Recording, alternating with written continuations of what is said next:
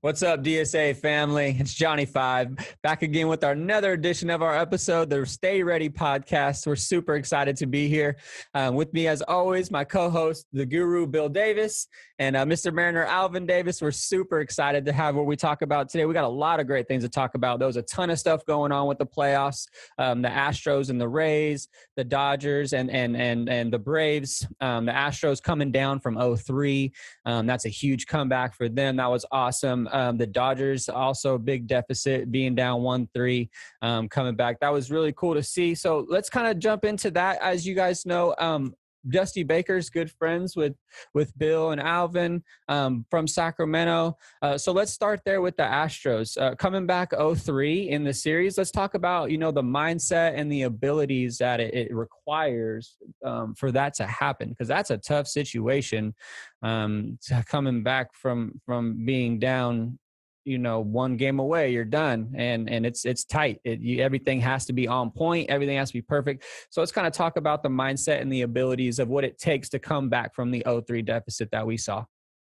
And we can start with Alvin, Bill, whoever wants to jump in, more than welcome. Yeah, I know Dusty's steady hand, his presence, and his experience combined with an experienced group, guys that have a lot of playoff experience.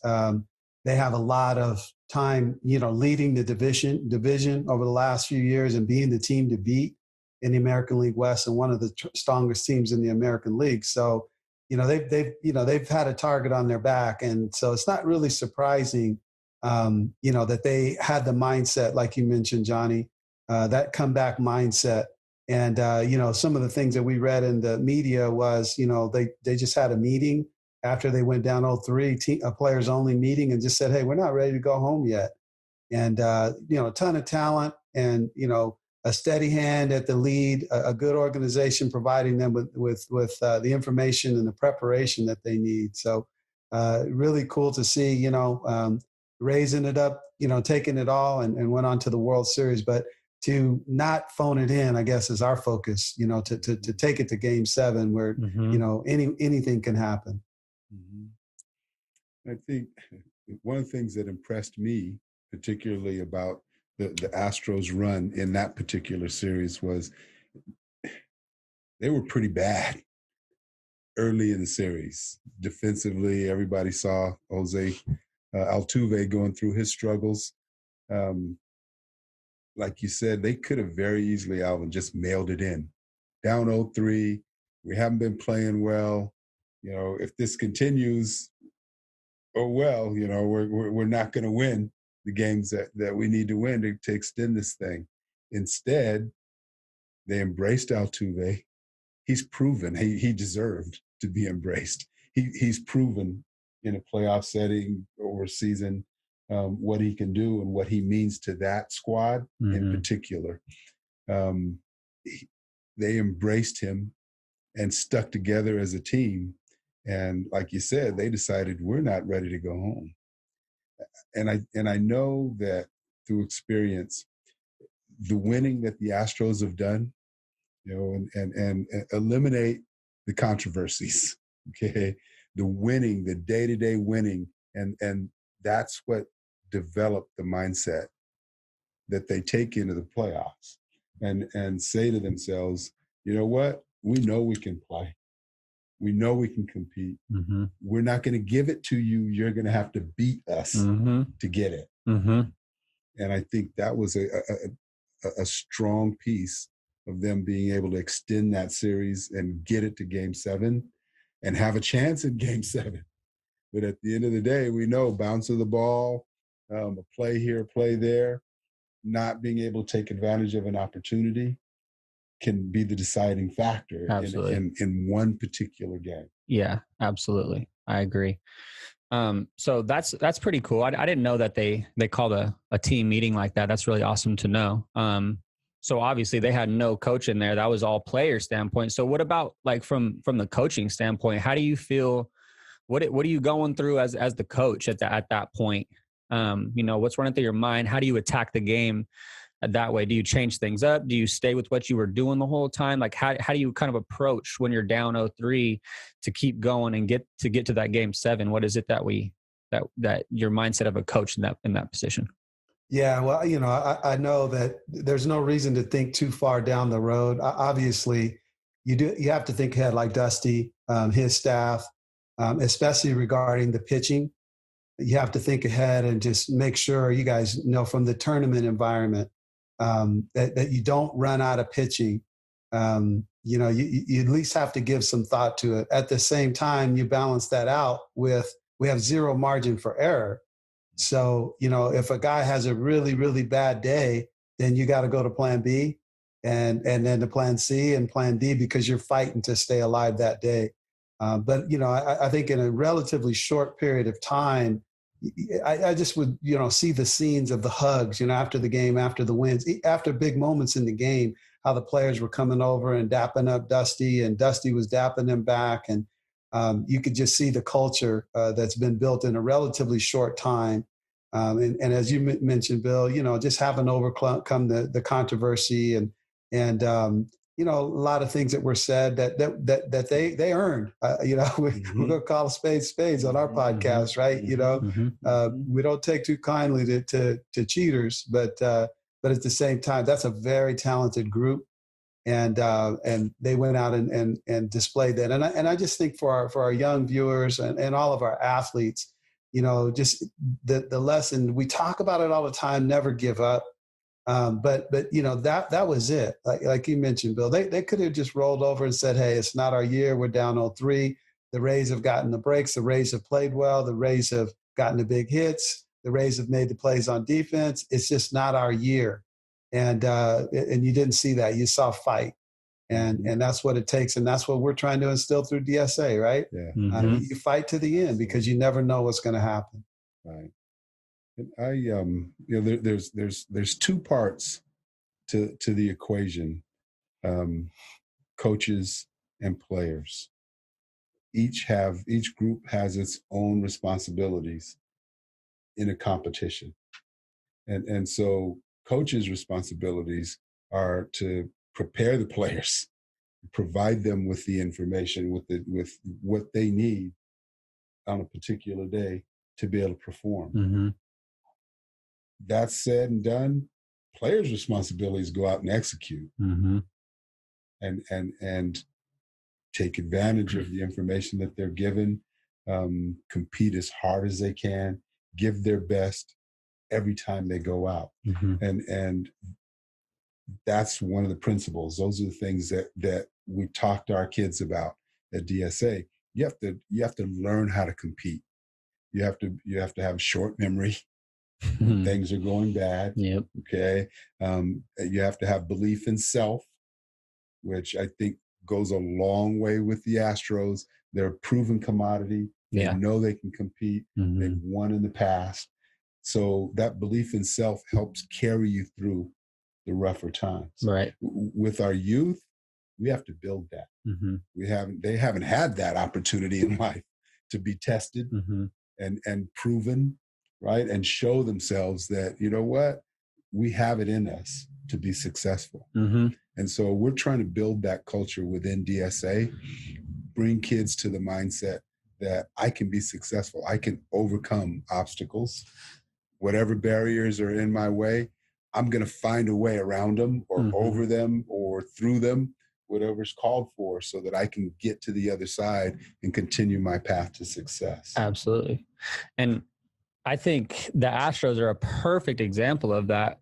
Having the devastation of the whole cheating scandal and then being able to come back and still get through, knowing that, I mean, I'm not sure if they cheated or whatever this year, but I'm just saying that having gone through the negativity of something and then coming back and still fighting hard and realizing, hey, like, we're still fighters.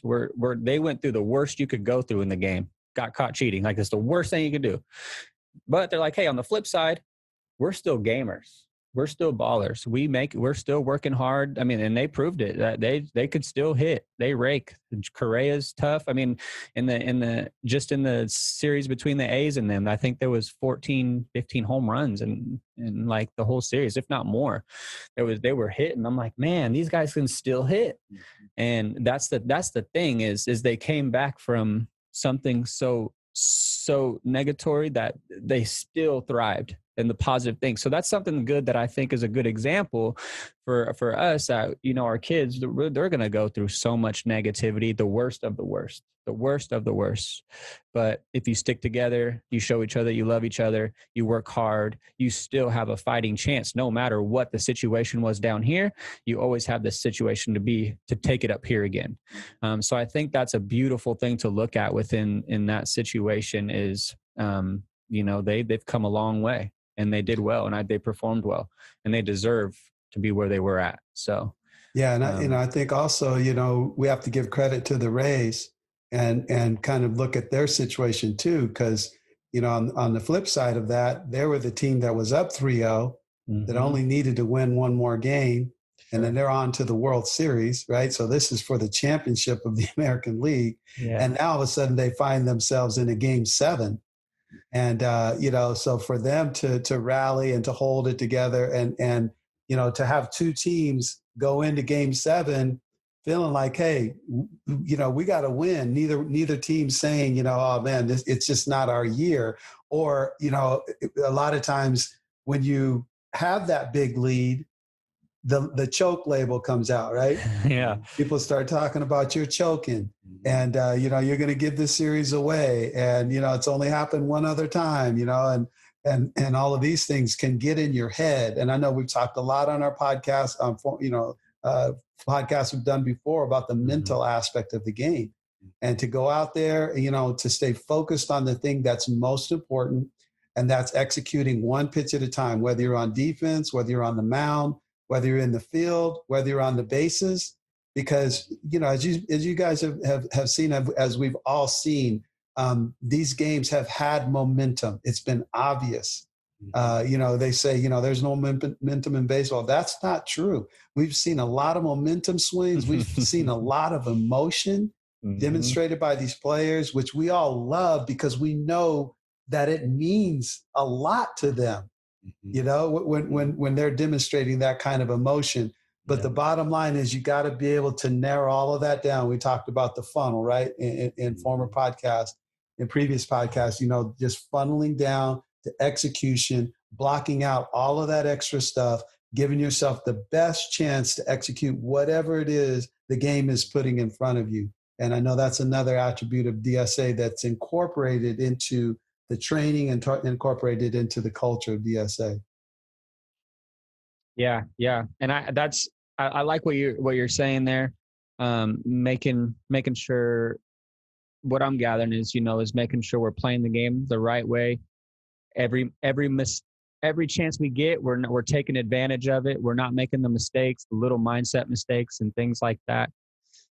So that's going to kind of lead me back into the next one. I want to talk about the Dodgers and the Braves. The Dodgers being down 1-3, coming back, you know, from the same situation, but they have a better ending, obviously. But I think we can talk about on the Braves standpoint. There was a few things. One thing that I think I saw was a base running mistake that kind of cost the game. Ball hit to the third baseman. He throws it home. The guy on third ends up getting thrown out of the game. That's a lost run. So that's something that I want to talk about coming into this next one. But let's talk about the Dodgers real quick. You know, also coming back down from 1-3, the type of mindset going into that same type of deal. But what do you think the difference was compared to theirs and maybe the Astros for the difference of the game, the turnout of what happened? How do you guys feel about the Dodgers being, you know, they had the historic 11-run inning, which was awesome that kept them going, all of them with 2 outs, which is crazy because, you know, that's tough to do. Pitching wise on the flip side, and then being able to stay in motion. So what do you think about that? What do you think about the Dodgers Braves series, and how do you feel about the mindsets of those? Well, I think, you know, I'll just go first again, Bill, but just again, that experience, the playoff experience, the big game experience, the lead dog experience that the Dodgers have had, you know, with this current group of players that they have. And, you know, I think that was to their advantage. And, you know, I don't want to take anything away from the Braves. They had a really good season. They gave the Dodgers all that they could handle, going up 3-1 on them. But I think in the end, the Dodgers are just very, very talented, extremely talented, um, very versatile, right? They can beat you in a number of different ways. And, we had game 1 of the World Series last night. So, we saw them, beat the Rays in a number of different ways. They can hit the long ball, they can get the 2-out hit. They can steal bases. They play defense. I mean, man, you think about the outfield defense and the infield defense for that matter. They're just a complete ball club with experience. And another thing we can talk about, maybe it can be another aspect of it. But since a lot of our viewers are young players, man, just think of the number of young players in these series that we have seen get the opportunities that they're getting on this big stage. A 22-year-old Framber Valdez taking the ball in Game 6. Season on the line. And again, Justin Verlander's not there. Garrett Cole is in New York.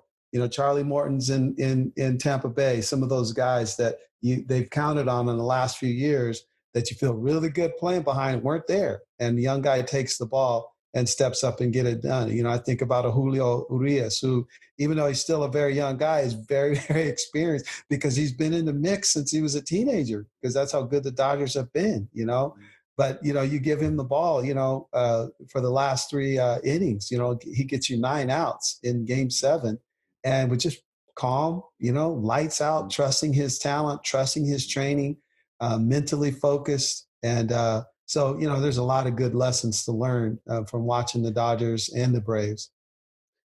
I actually think that those 2 series in contrast, I think I might have lost my speaker. I can't hear myself. But 2 series in contrast. One, the first series, the American League Series versus the National League Series, the Dodgers had an opportunity to watch the Astros go through their struggles and make it back, right? Mm-hmm. And seeing themselves in the same light in terms of talent, experience, really no excuse for them not to come back. Mm-hmm. And when they finally woke up, they just took the series over. Mm-hmm. They just physically took that series over. So Alvin talked about momentum. That 15-run inning, first inning, was incredible, or 11-run first inning was incredible in the respect that they could have come out and been tentative. They had been tentative in my mind watching the games. Offensively, they were not the same team in the first 2 games, right? When they finally flipped the script and went back to just decided to be who they were, then their talent took over. They got the breaks, the base running, whatever mistakes were made, that kept them in a position to keep control of the game. And then the young man Urias came in and just dominated the race for his 2 or 3 innings. I mean, there was no solid contact. He was sawing them off with really good hitters, guys that have been performing well. He was making his pitches and just kept things under control. And I think that I think the Braves could feel it. It was like, uh-oh, here come the Dodgers. What do we do? I think they felt it the day that you said the 3rd game when they almost came back. It was like 8-7. They ended up losing. They were down like 8-1, and they ended up almost came back to the 9th inning, down by 7. And Bill was like, "Oh, they're turning it on now." And then next day they come back, 15 runs, boom. So the momentum is real. The momentum stuff is real. The mindset. What do you guys, real quick, we'll touch on this real quick. What do you think the mindset was of these players with the 15-run inning, 11 runs on 2 outs? How do you do that? That is hard as the opposite end. I mean, how do you keep it flowing? What do you do to keep that going? Like, what is the mindset of that? If it's me and I'm playing at that level, knowing that I'm playing up to my capabilities, in my mind, I'm thinking, we're back. We're playing the way that we should be playing, performing and executing the way that we should be. And after an 11-run inning in the first inning, they put up an 11 spot. You don't want to take your foot off the gas, right? You want to continue to keep the pressure on. At the same time, we just need to manage this now. We got everything we need to win this game in terms of runs. Now let's just manage it. Right. Let's just not let it get away from us. And then they were rolling after that. I mean, the games got closer. The scores weren't, out of kilter like they were in those first 2-3 games. But at that point, it didn't matter because they knew they were back. They knew they had what they needed to compete and win. I mean, those games, I think the last 3 games, except for Game 7, I don't think they had the lead. They were coming from behind in 2 or 3 of those victories that they got. So, but that speaks to mindset. That speaks to belief in self and each other. That, okay, let's just go play. We're back. We're doing things the way we should be doing them. The guys that they count on to perform, we're producing. And I know on the other side, the Braves had to be thinking, and pride, professional pride doesn't let you admit that. But at the end of the day, deep down inside, when you see a team like the Dodgers, who have the history and the team makeup that they have, you got to be looking over your shoulder thinking, we're in trouble now. These guys woke up. We couldn't keep them asleep long enough to sneak through it. They got too many good players. Too many good players. Too many. I mean, shoot, even this next series, talk about the next series, the Dodgers you got 2 players that make just as much as the whole team as the Rays do. And the Rays don't have no money, no pitching. So I'm rooting for them. I'm hoping they do good. I'm an underdog fan, but I think it's going to be a really good series in between the 2. I think Kershaw came out and played well. I think he's on a hunt. I think the Dodgers are on a hunt right now. They're out ready to get this ring, I think, and I think this will be a good year for them to do so. We'll see. I've seen a lot of series in my time. Yeah. And I'm not ready to hang my hat on Game 1. Okay. Not by any stretch of the imagination. Yep.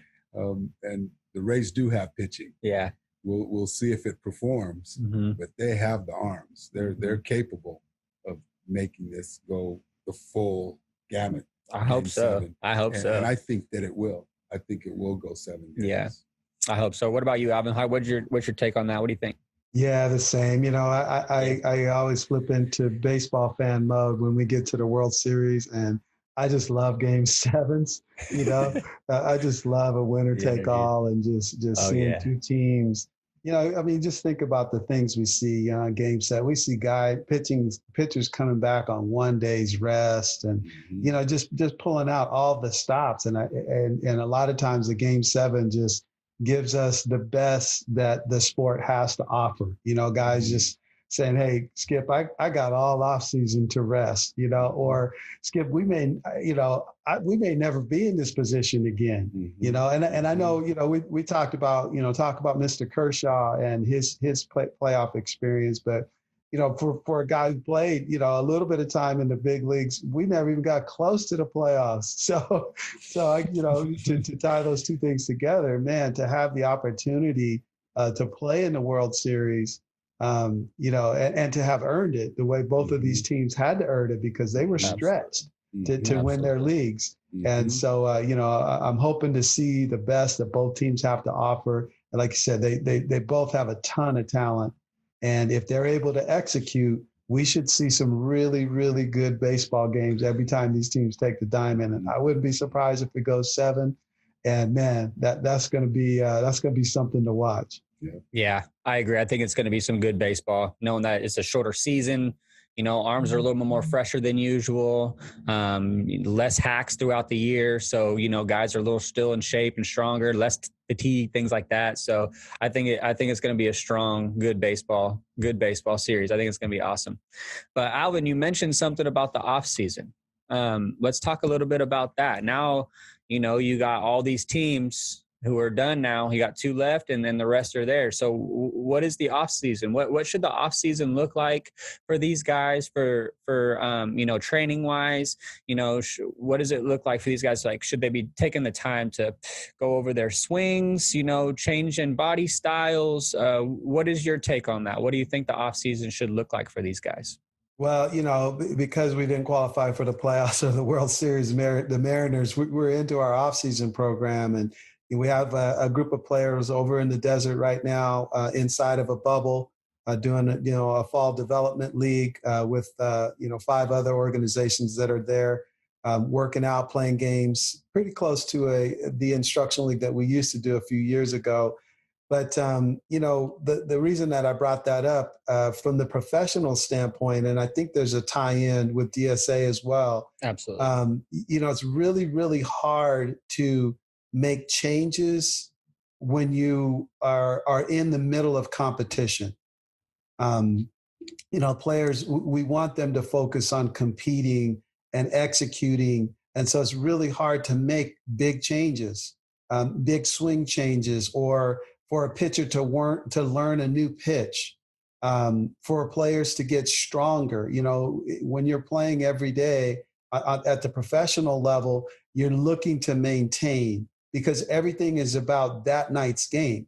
And we talked about it previously as well, and most of our fans know, most of our viewers know, it's pretty much an everyday thing, even at the minor league level. You get 3, maybe 4 days off a month during the regular season. And so every night is about, your 7:05 or your 1:35 or whatever time that night's game is. And so, if you're a position player, you may feel like, man, I feel like I'm getting a little bit weak. The bat feels a little heavy. My legs feel heavy.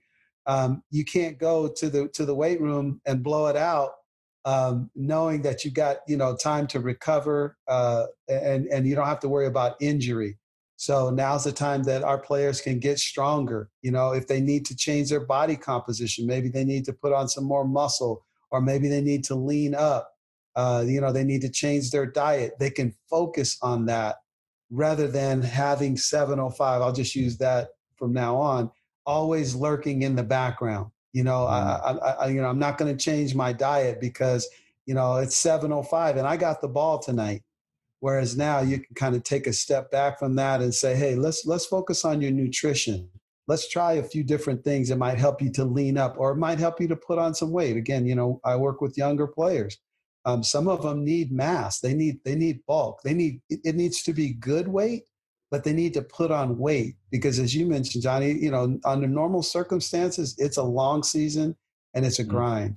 Mm-hmm. And so, the tie-in, I think, with DSA is, that's kind of what DSA is about development, is about making changes.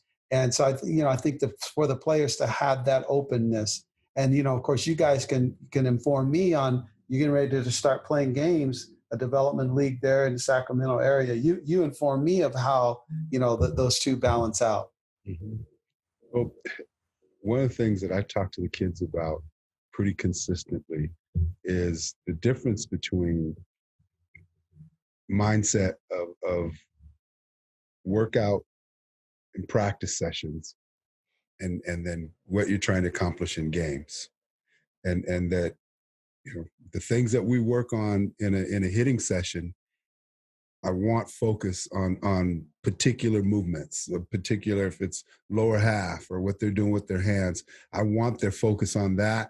And I don't care whether or not they hit the ball, as long as they're developing consistent, solid movement in their swing movements. But then at the end of the day, I tell them, okay, when are you playing again? If it's tomorrow, you can't go into the game thinking about the things that we worked on today. Mm-hmm. You just got to go. Mm-hmm. You just got to compete. That's the time to compete.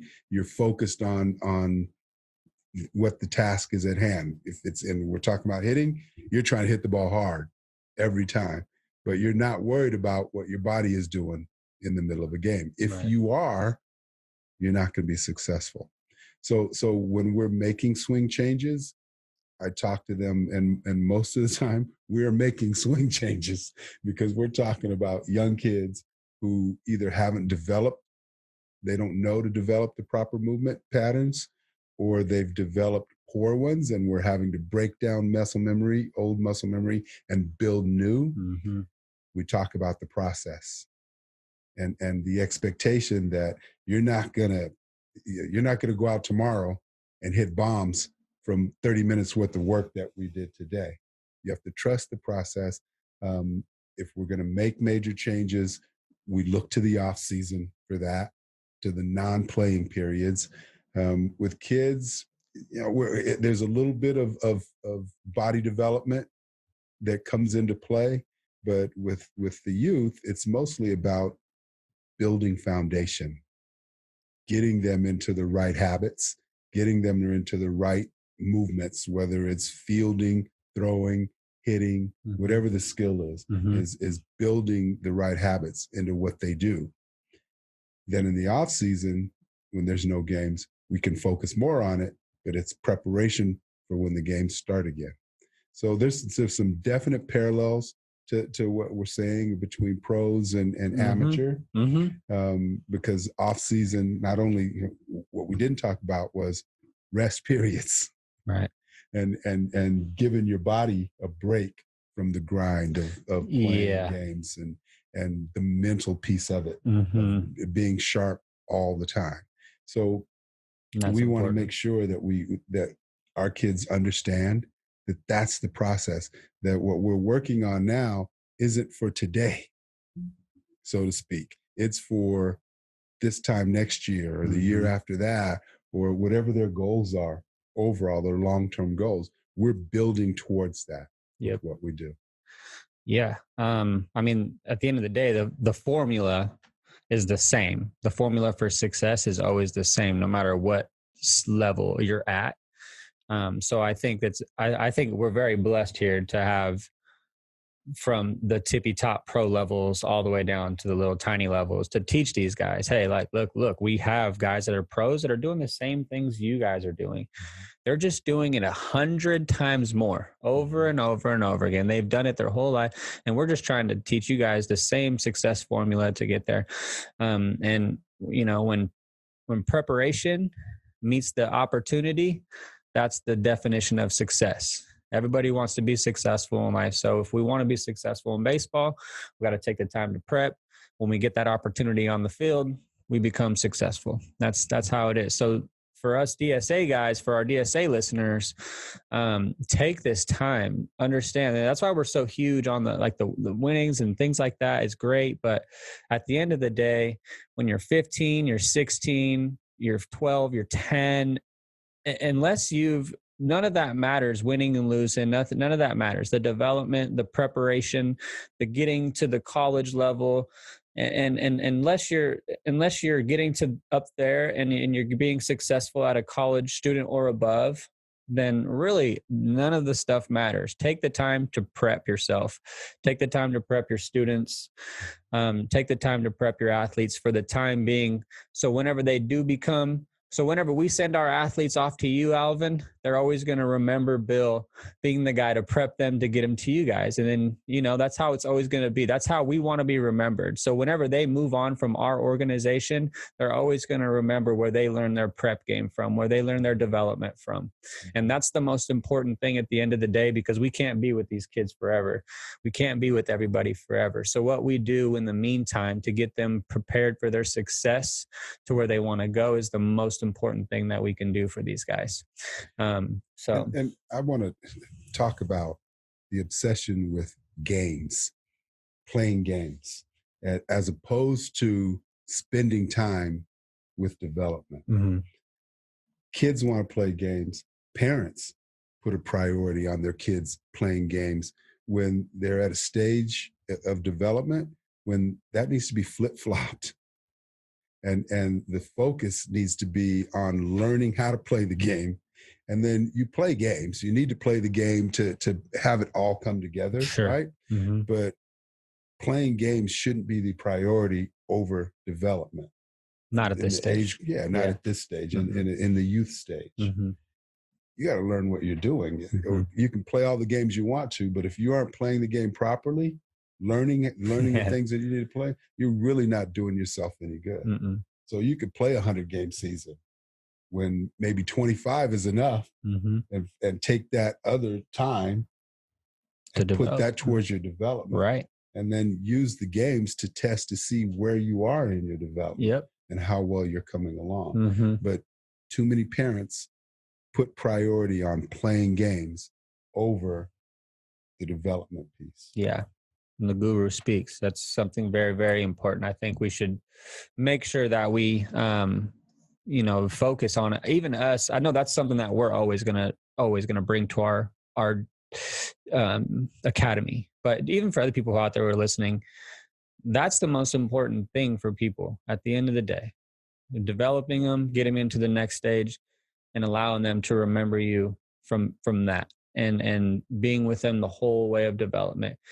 I mean, we can go out and win 100 games, but when they get to college, I'm pretty sure they're not going to remember the games that we played at 15. Not very many of them. No, I think most of the time people usually remember the times that they learned from.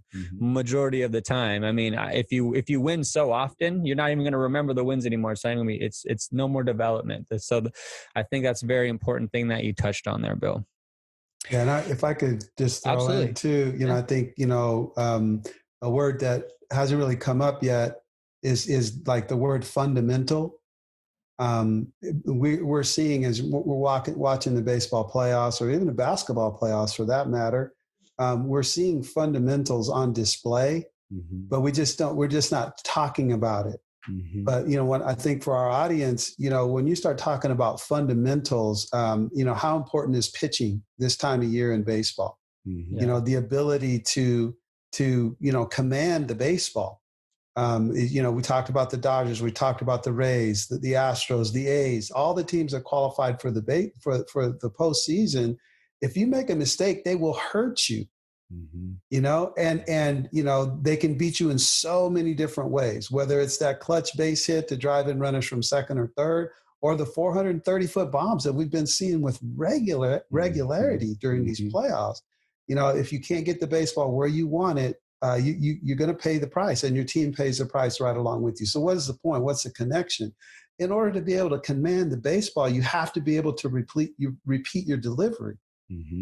And in order to repeat your delivery, you have to know what a good delivery is for you, what your best delivery is.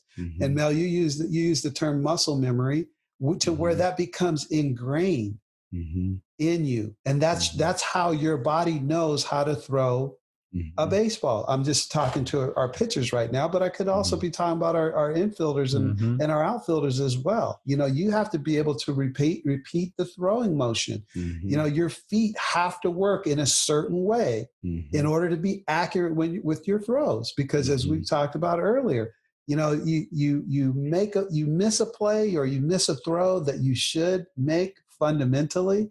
It opens the door for the other team. And this time of year, those mistakes get taken advantage of.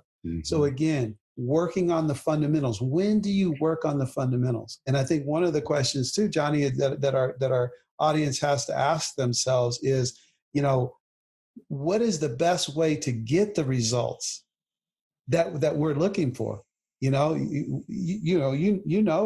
DSA, and I know ultimately our players realize, hey, I have to get the results.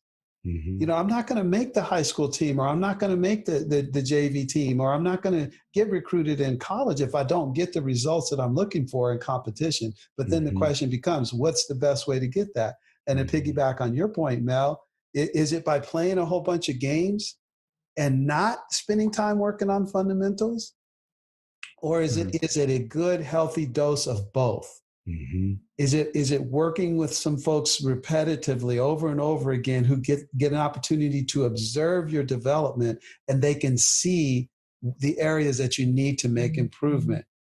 And so they can look at you and they can say, you're talking to our pitchers again, you're unable to repeat your delivery because your lower half is lacking in strength, or your core is lacking in strength. So you're going to have a difficult time repeating your delivery until we get your strength up. As an infielder, you catch the ball fine, but you spray it around on your throws. It's because your feet are not moving correctly. Proper. Mm-hmm. Yes, it actually starts from the ground. It's you may think as a young player, it's my arm. Man, I just can't control my arm. But again, when you're in a development situation, you can see no, it's your feet. It's where your weight is moving. Mm-hmm. And somehow you've gotten into the habit of moving in one direction and trying to throw in another direction. Mm-hmm. For all of us that love football, you know when your quarterback's running towards the sideline and trying to throw the ball downfield, you can just it's an INT as soon as the face is there. It's not going to be on target, and it's not going to have anything on it. And so where do you learn those things? You learn them by working on the fundamentals, player development, working on the fundamentals, and having the opportunity to repeat those proper movements enough time that becomes normal, that becomes habit. Mm-hmm. And then when you get that down, then things just they look easy. Mm-hmm. Right. So we sit at home and we watch a Clayton Kershaw spin that slider and get so many swings and misses on that. And he makes it look easy. Well, it's fun. Clayton Kershaw is fundamentally sound, and he has an unorthodox style. Mm-hmm. Does he not? Like he has an unorthodox delivery, but he has mastered it. And when you break it down, it is fundamentally sound. Mm-hmm. And that's why he's as successful as he is. Well, there you have it, guys. A lot of people are out here wanting to get their kids to the professional level. Take it from you two. This is the best experience you guys can find around in Sacramento. You have a professional, you have someone who works with the youth, someone who helped the professional get to there. So these two know exactly what they're talking about. These are the key things that we have to do in order to get to the end result of being if you want to be a professional. These are things you have to do. And take it from the guru, take it from Mr. Mariner. They've been in the position. Bill can speak for teaching people to get to the pros.